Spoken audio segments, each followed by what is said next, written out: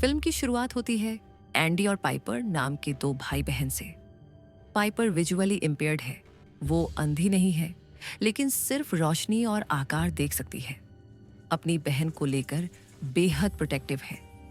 एक दिन जब ये दोनों घर आते हैं तो बाथरूम में अपने पिता की लाश मिलती है।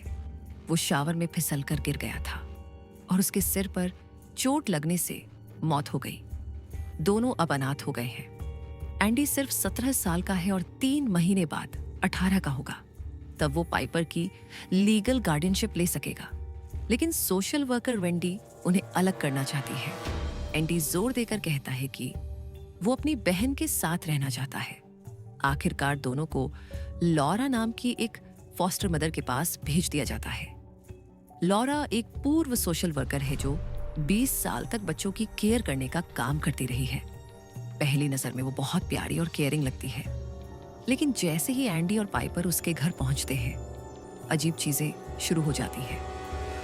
लॉरा के पास एक और फॉस्टर बच्चा है, ऑलिवर नाम का लड़का, जो गूंगा है और बेहद अजीब व्यवहार करता है।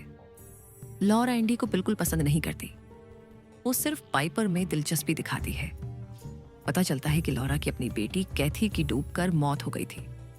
घर के स्विमिंग पूल में लॉरा पाइपर को कैथी के कमरे में सुलाती है और कहती है कि पाइपर भी रेडहेड है, ये बिल्कुल कैथी की तरह।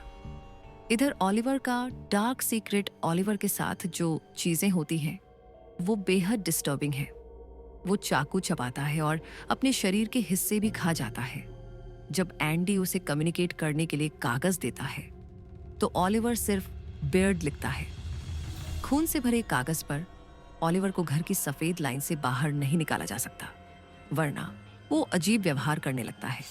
असल में ऑलिवर का असली नाम कॉनर बर्ड है और वो एक मिसिंग चाइल्ड है जिसे लॉरा ने किडनैप किया है।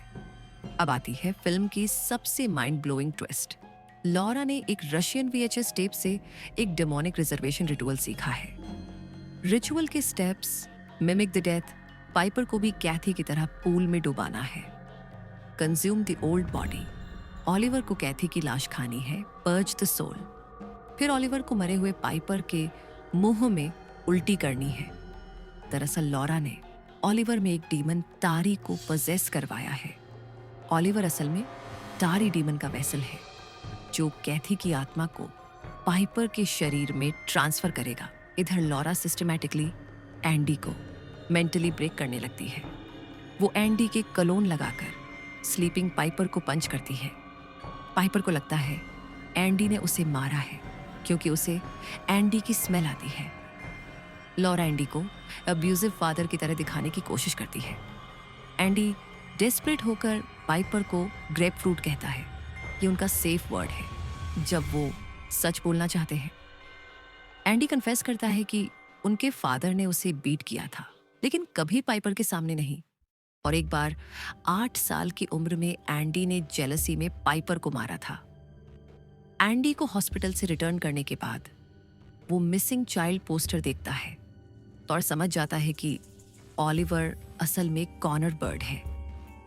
वो सोशल वर्कर वेंडी को कन्विंस करता है लॉरा के घर इन्वेस्टिगेशन के लिए आने को। लेकिन जब वेंडी को ऑलिवर ईटिंग कैथीज कॉर्प्स दिखती है, लॉरा कंप्लीटली स्नैप्स हो जाती है। सबसे ब्रूटल सीन, लॉरा अपनी कार से वेंडी और एंडी दोनों को कुचल देती है।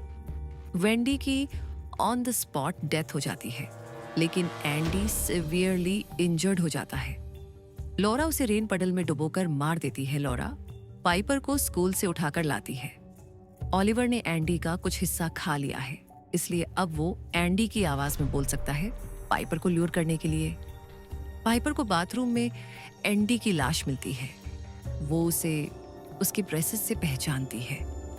लॉरा फाइनली अपना सिक प्लान एक्सप्लेन करती है और पाइपर को पूल में डुबोने लगती है। लेकिन आखिरी मोमेंट में जब पाइपर मॉम चिल्लाती है, लॉरा इमोशनली ब्रेक हो जाती है। ये वो वर्ड था जो लॉरा अपनी बेटी से सुनना चाहती थी। गिल्ट से भरकर लॉरा पाइपर को छोड़ देती है। पाइपर रोड पर भागकर एक जोड़े से मदद लेती है। ऑलिवर को अपना मिसिंग पोस्टर दिखता है और वो व्हाइट सर्कल क्रॉस करके डीमन से मुक्त हो जाता है। वो पुलिस को अपना असली नाम बताता है, कॉनर बर्ड।